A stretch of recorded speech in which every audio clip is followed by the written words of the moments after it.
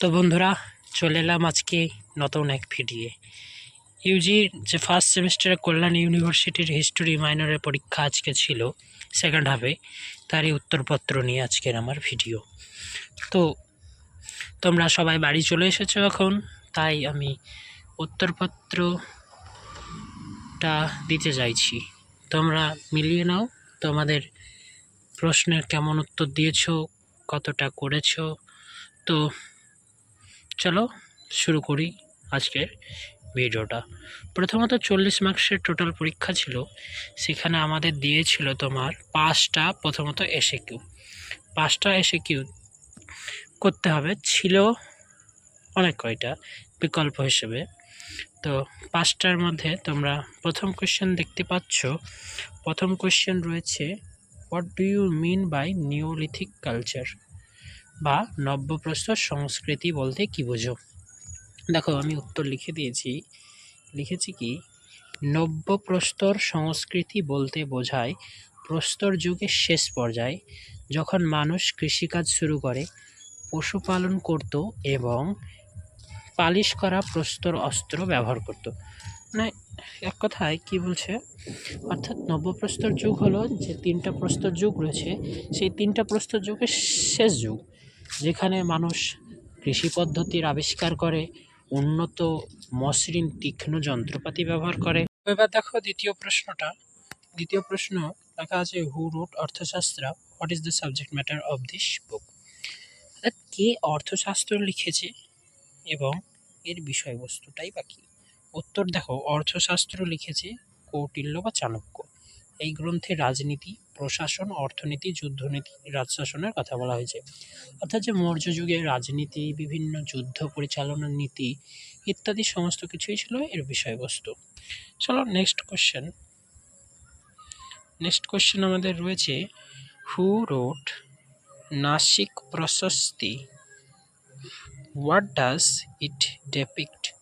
অর্থাৎ নাসিক প্রশস্তি কে লিখেছে এবং এতে কী বর্ণনা রয়েছে। তো নাসিক প্রশস্তি লিখেছে গৌতমী পুত্র সাতকর্ণীর মা গৌতমী বল্লশ্রী। এই কথাটা লেখার দরকার নাই, গৌতমী পুত্র সাতকর্ণীর মা লিখতে হবে গৌতমী বল্লশ্রী। হ্যাঁ, এতে তার পুত্র সাতকর্ণীর বিজয় ও কৃতিত্ব বর্ণনা রয়েছে, মানে তার যে জয়লাভ, যা সামরিক জীবন, এগুলা উল্লেখ করা হয়েছে।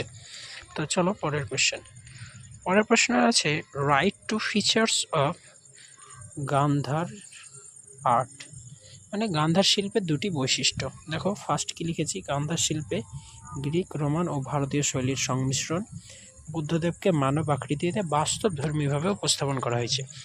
এই দুটি ছাড়া আরও বৈশিষ্ট্য আছে, তোমরা তাও লিখতে পারো, তো আমি এই দুটিই দিয়েছি।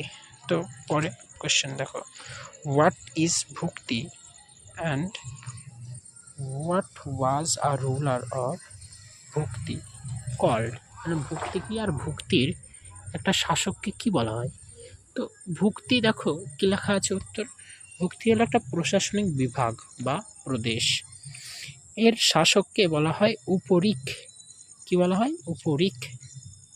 চলো আমরা নেক্সট কোয়েশ্চেন দেখে নিই। নেক্সট কোয়েশ্চেন এখানেই রয়েছে। নেক্সট কোয়েশ্চেন হচ্ছে, এবার প্রশ্ন রয়েছে, who was known as Sakalottarapathanatha and why, মানে সকলোত্তর পথনাথ কাকে এবং কেন বলা হতো। তো উত্তরটা দেখো, হর্ষবর্ধনকেই সকলোত্তর পথনাথ বলা হতো, কারণ তিনি উত্তর ভারতের বহু রাজ্য জয় করে উত্তর ভারতে একছত্র শাসক হন, মানে উত্তর ভারতে তার গোটা আধিপত্য প্রতিষ্ঠাতা ছিল, তাই তাকে উত্তর ভারতের সমস্ত পথের অধিপতি বা সকলোত্তর পথনাথ বলা হয়। তো পরের প্রশ্ন দেখো, what do you mean by age of Matsyanyaya, Matsyanyaya যুগ বলতে কি বোঝো। এখানে টাইপিং ভুল হয়ে গেছে, তোমরা দেখতে পাচ্ছ টাইপিংটা মৎস্যান্বয় হতো মাচ্ছান্বয় হয়ে গেছে, তোমরা একটু ঠিক করে নিও। তো দেখো, মৎস্যান্বয় যুগ বলতে এমন সময়কে বোঝানো হয় যেখানে কোনো শক্তিশালী রাজ্য কোনো দুর্বল রাজ্যকে গ্রাস করে আধিপত্য প্রতিষ্ঠা করে। তো দেখো উত্তর লিখবে, মাৎস্যন্যায় যুগ বলতে বোঝায় গুপ্ত সাম্রাজ্যের পতনের পর ভারতের রাজনৈতিক অরাজকতার সময়কালকে। মানে গুপ্ত রাজ্য যখন পতন ঘটছে, গুপ্ত সাম্রাজ্য, তখন ভারতে এক অরাজকীয় মানে পরিস্থিতির সৃষ্টি হচ্ছে। সেই সময়ে কেন্দ্রীয় শাসনের অভাব, এই ছোট ছোট রাজ্য গড়ে ওঠে এবং দুর্বলের ওপর সবলের শোষণ ছিল স্বাভাবিক, যেমন বড় মাছ ছোট মাছকে খেয়ে ফেলে। এই যে এই সেন্সটাকে কাজে লাগিয়ে এই যুগকে মাৎস্যান্যায় যুগ বলা হয়। তারপরে প্রশ্ন দেখো, হোয়াট আর মন্ডলম অ্যান্ড নাড়ু, অর্থাৎ মন্ডলম এবং নাড়ু কি? তো মন্ডলম হচ্ছে দক্ষিণ ভারতের বৃহৎ প্রশাসনিক বিভাগ, আর নাড়ু ছিল এর অন্তর্গত ছোট প্রশাসনিক একটা বিভাগ, ইউনিট বা বিভাগ বা একক। তো চলো এবার বড় প্রশ্নের দিকে যাওয়া যাক।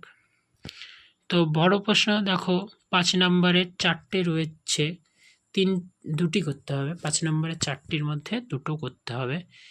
তো ফার্স্ট কোয়েশ্চেনটা দেখতে পাচ্ছ তোমরা, রয়েছে, do you think that Harappan civilisation was an urban civilisation?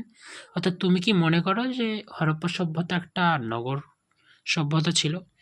এই কোয়েশ্চেনটা অনেকটা নগর পরিকল্পনা বা নগর বৈশিষ্ট্যের মতোই, মানে প্রায় একই। তো এই প্রশ্নটা আমার সাজেশনে ছিল, তোমরা স্ক্রিনে দেখতে পাচ্ছ। সাজেশনে আমি দিয়েছিলাম ইউনিট 1-এর কোয়েশ্চেনে, দেখতেই পাচ্ছ এই কোয়েশ্চেনটা দেওয়া ছিল, নগর সভ্যতা। তারপরে প্রশ্ন দেখো, write a short note on Sangam literature, যদিও এটা আমার সাজেশন থেকে কমন আসেনি। তারপরে দেখো প্রশ্নটা কি ছিল, discuss the activities of guilds of ancient India. তারপরে কোয়েশ্চেনটা দেখো, briefly discuss the self government of Cholas, মানে চোলদের স্বায়ত্তশাসন সম্পর্কে লেখো। এই কোয়েশ্চেনটাও দেখো আমার স্ক্রিনে দেখতে পাচ্ছ যে সাজেশন দিয়েছিলাম আমি ইউনিট 4 থেকে, সেই সাজেশন থেকেই তোমার চলে এসেছে। তাহলে আমাদের 5 নম্বরে দুটো সাজেশনই চলে এসেছে আমার দেওয়া সাজেশন থেকে। তো পরের প্রশ্নটা দেখো, পরের 10 নম্বরের বিভাগে আসি আমরা। 10 নম্বরের প্রশ্নে রয়েছে দেখো, টোটালে 4টি রয়েছে, 2টি করতে হবে। তো এইবার কোয়েশ্চেন কঠিন হয়েছিল, তো সেরকম কমন নেই, তবুও মৌর্য শাসনের এই যে পতন মৌর্য সাম্রাজ্যের, এটা এসেছিল। এটা আমি 3টা স্টার দিয়ে রেখেছিলাম, তোমরা স্ক্রিনে দেখতে পাচ্ছ, ইউনিট 2 থেকে দেওয়া সবথেকে গুরুত্বপূর্ণ একটা কোয়েশ্চেন। তো এটাও এসেছিল সাজেশন আমার দেওয়া যে প্রশ্নপত্র বা সাজেশন ভিডিও, সেখান থেকে। তারপরে তোমরা দেখতে পাচ্ছ এসেছে জৈন ও বৌদ্ধ ধর্মের উত্থানের কারণ, তারপর analyse the nature of feudalism, মানে সামন্ততন্ত্রের স্বরূপ প্রাচীন ও আদিম মধ্যযুগীয় ভারতে, এবং পল্লব বংশের প্রথম মহেন্দ্র বর্মন এবং নরসিংহ বর্মনের কৃতিত্ব।